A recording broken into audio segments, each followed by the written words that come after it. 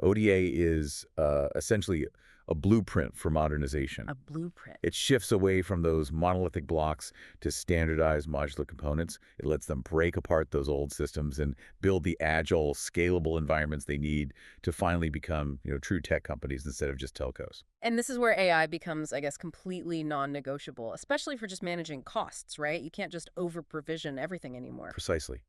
Take network planning.